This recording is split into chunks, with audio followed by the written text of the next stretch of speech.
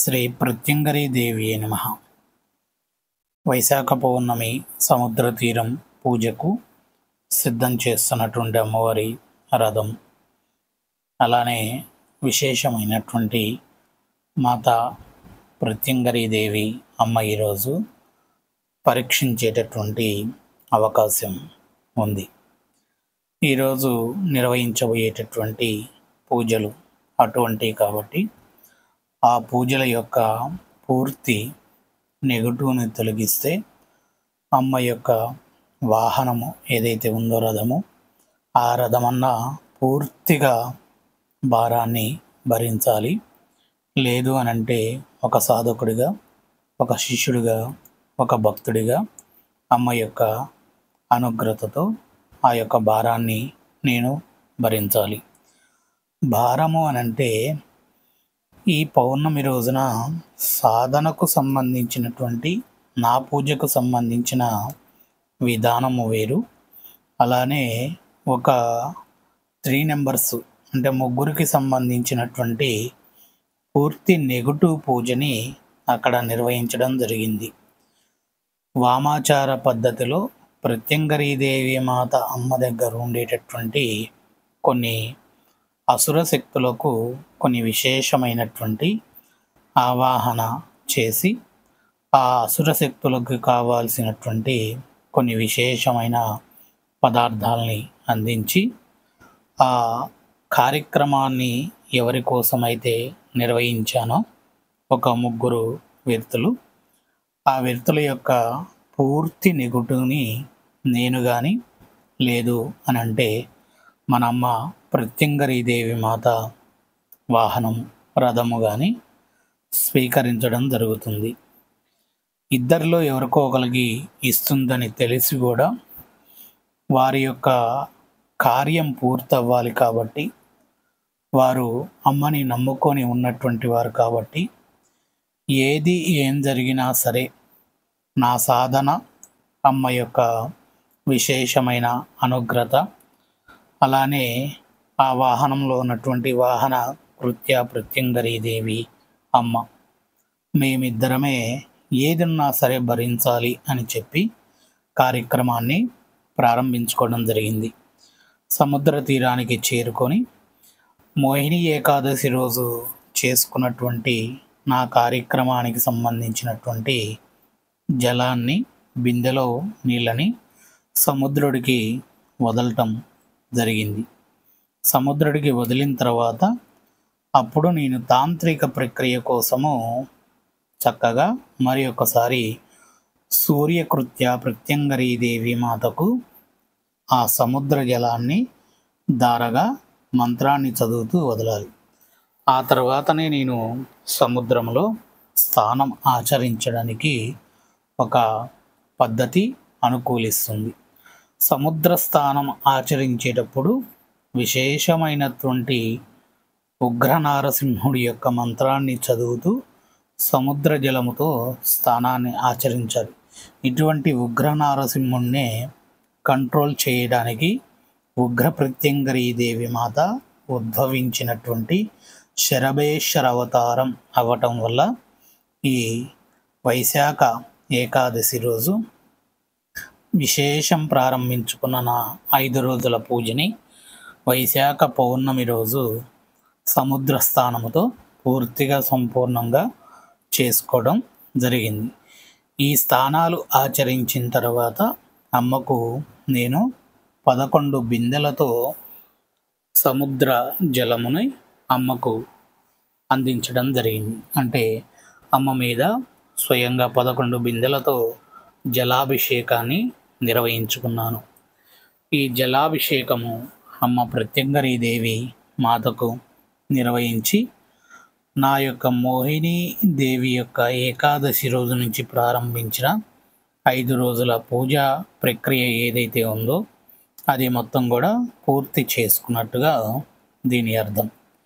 అమ్మకు ఈ నీళ్ళని సమర్పించుకున్న తర్వాత విశేషంగా జరగబోయేటటువంటి ఆ 3 యొక్క నెగటివ్ శక్తిని తొలగించడానికి పూజకు సంబంధించి విశేషంగా సముద్రుడి దగ్గర రామచంద్రుడు ఎట్లయితే సముద్రలింగాన్ని అంటే ఉసుకతో లింగాన్ని తయారు చేసి సముద్ర తీరాన ఎలా అయితే పూజించుకున్నాడో అదే విషయంలో మన యొక్క పూజలో కాళీదేవికి, అలానే వారాహిదేవికి, లక్ష్మీదేవికి, పరమేశ్వరుడికి సముద్ర జలముతో మంత్ర ఉచ్చారణ చేస్తూ చక్కగా జలాన్ని సమర్పించాలి, జలాభిషేకం చేయాలి.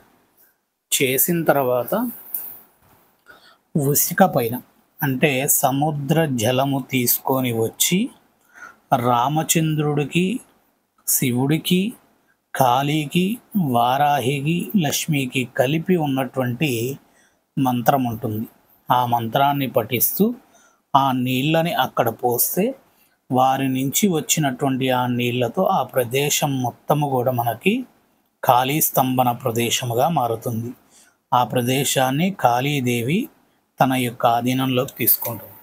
అప్పుడు ఆ సముద్రం యొక్క చుట్టూ పరిసర ప్రాంతాల్లో ఉన్నటువంటి ఎటువంటి అపాయం జరిగేటటువంటి, అపాయం చేయబోయేటటువంటి నెగటివ్ శక్తులేవి కూడా మన తాంత్రిక పూజ దగ్గరికి రాకుండా బంద్ చేసేటటువంటి స్థితిని కాళీదేవి కల్పిస్తూ ఉంటుంది.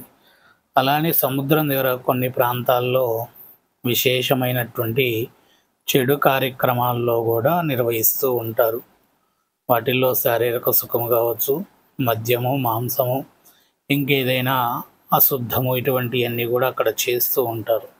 అటువంటి విధానముతో ఈ పూజ ప్రదేశము అపవిత్రం అవ్వకుండా ఉండాలి అని చెప్పి సముద్ర జలాన్ని తెచ్చి అమ్మలకు పోసి ఆ నీళ్లు పారినటువంటి వరకు విశేషమైనటువంటి పవిత్రత కలగడం కోసము 11 సార్లు నీళ్లు తెచ్చి పోయడం జరిగింది.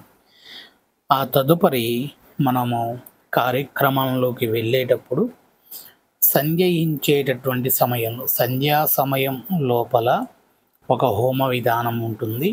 సంధ్యా సమయం అయిన తర్వాత సముద్ర జలము మనము హోమగుండము పెట్టినటువంటి ప్రదేశం దగ్గరికి చేరాలి.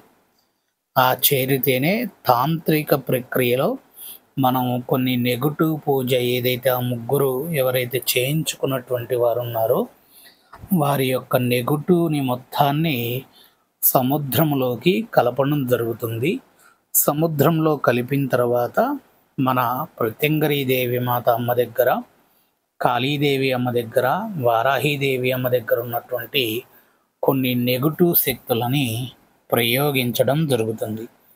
ఆ ప్రయోగించడం వల్ల వారికి ఏదైతే పరమంత్ర భక్షిణి, పరమంత్ర ప్రయోగినిగా ఉన్నటువంటి మాతా ప్రత్యంగరీదేవి మాత రౌద్రమైనటువంటి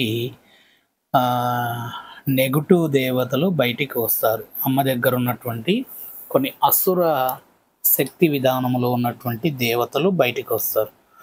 పాజిటివ్ దేవతలతో చేసి ఆ తర్వాత మరలా చివరి దశలో ప్రయోగించేటటువంటి స్థితిలో కృత్య దేవతలతో కలిసి ఉన్నటువంటి కొన్ని అసుర నెగటివ్ శక్తులు ఉంటాయి. ఆ శక్తులని ప్రయోగించితే ఒకటి మనమన్నా భరించాలి. మనము అంటే నేను, లేదు అనంటే పూర్తిగా మాతకి వదిలిపెట్టినటువంటి వాహనము, రథం ఏదైతుందో ఆ రథమన్నా భరించాలి. ఈ కార్యక్రమం మొత్తము నేను ప్రారంభించి కార్యక్రమం పూర్తి చేసి ఆ యొక్క అసుర శక్తులకు కావాల్సినటువంటి కొన్ని పదార్థాలని బలిగా ఇచ్చేసి అక్కడ అసుర దేవతలకు కొన్ని కావాల్సినటువంటి జలముతో ఉన్నటువంటి వాటిని బలిగా అందించి, తర్పణంగా అందించి ఆ తర్వాత చక్కగా కార్యక్రమం పూర్తి చేసుకొని బయలుదేరాలి. ఆ బయలుదేరేటప్పుడు నేను ప్రత్యంగరీదేవి మాత వాహనంలో కూర్చున్నప్పుడు నాకు మాతా ప్రత్యంగరీదేవి అమ్మని ప్రార్థించుకున్నాను. తల్లి, ఏదున్నా కానీ, ఎటువంటి ఇబ్బంది ఉన్నా కానీ నాకు ఈ వాహనానికి కలగచెయ్యి, వేరొకరికి కలగచెయ్యకు అని అమ్మకు చెప్పుకున్నాను.